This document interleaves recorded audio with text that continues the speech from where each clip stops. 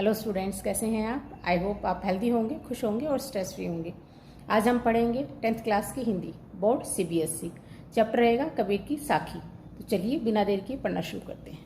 चलिए पढ़ना शुरू करते हैं। कबीर साखी।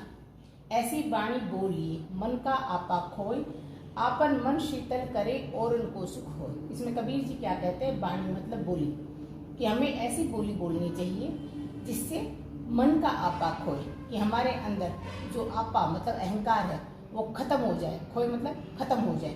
कि हमें इस प्रकार की भाषा का प्रयोग करना चाहिए कि जिससे हम दूसरों को कष्ट ना दें या हमारे अंदर जो अहंकार है वो दिखाई ना दे। आपन मन शीतल करे और उनको सुख हो। जब हम मीठा बोलते हैं, शीतल बोलते हैं, तो क्या होता है? अपना मन शीतल करे। इससे हमारा खुद का मन तो शीतल होता ही होता है और उनको सुख हो, और दूसरे को भी उससे शीतलता प्रदान होती है। अर्थात जब हम अच्छा बोलते हैं तो हमें तो अच्छा लगता ही है, साथ में दूसरे वाले को भी उससे सुख मिलता है, खुशी। चलिए अगला करते हैं। कस्तूरी कुंडली बसे, मृग ढूंढे बन माही।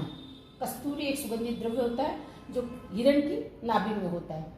तो क्या कह रहे हैं कबीर जी कि कस्तूरी कुंडली बसे, कि हिरण की नाभि में ही कस्तूरी सुगंधित द्रव्य होता है, लेकिन हिरण को उसका पता नहीं होता। मृग ढूंढे वन माही, वन मतलब जंगल।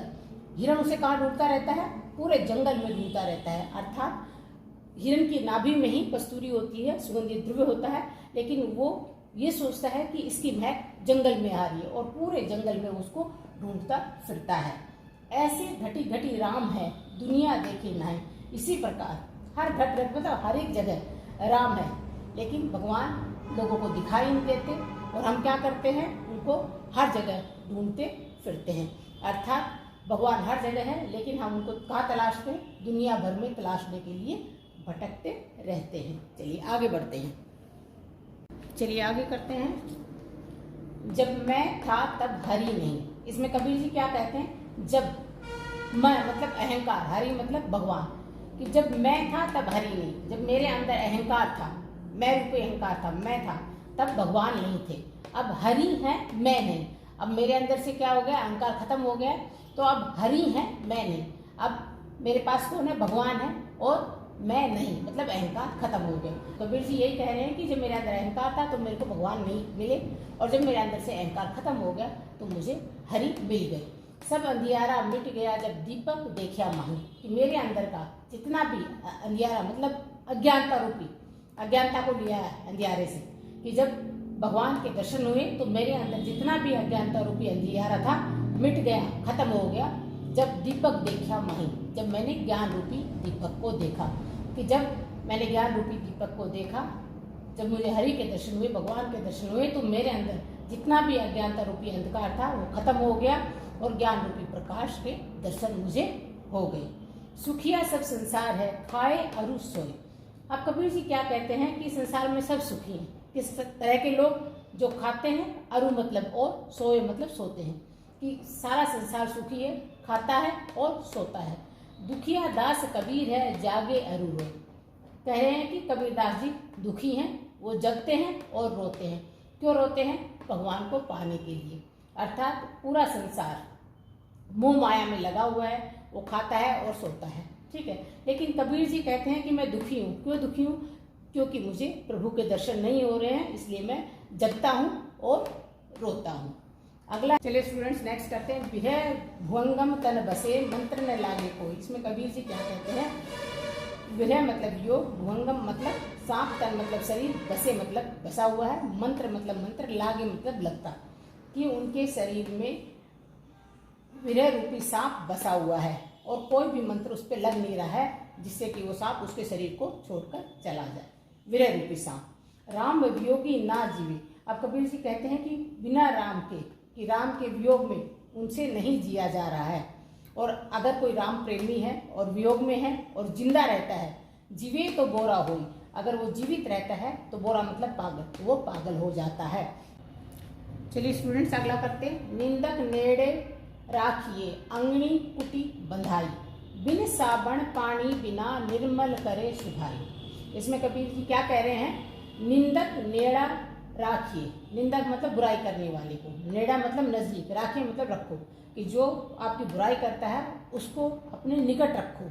आंगनी कुटी बंधाई, और कोशिश हो सके तो आंगन में कुटिया से उसको बांध कर रखना चाहिए।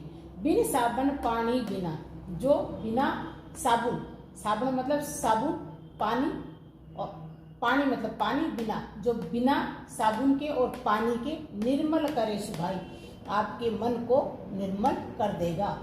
कबीर जी क्या कहना चाह रहे हैं कि आपकी जो बुराई करता है उसको हमेशा अपने नज़दीक रखिए, हो सके तो कुटिया में बांध कर रखिए, वो बिना साबुन और पानी के आपके मन को निर्मल कर देगा। कैसे निर्मल कर देगा? आपकी बुराइयां आपको बता बता कर। जब आपकी बुराइयां आपको पता चलेंगी, आप उसको छोड़ते चले जाएंगे और आपके अंदर से बुराइयां खत्म हो जाएंगी और आप निर्मल हो जाएंगे। पोथी पढ़ पढ़ जग मुआ, पंडित भयानक हो। इसमें कबीर जी क्या कह रहे हैं कि किताबें पढ़ पढ़ कर संसार क्या हो गया? पागल हो गया, मूर्ख हो गया। पंडित भयानक हो, और कोई भी ज्ञानी नहीं हुआ। पंडित मतलब ज्ञानी, ज्ञानी नहीं हुआ।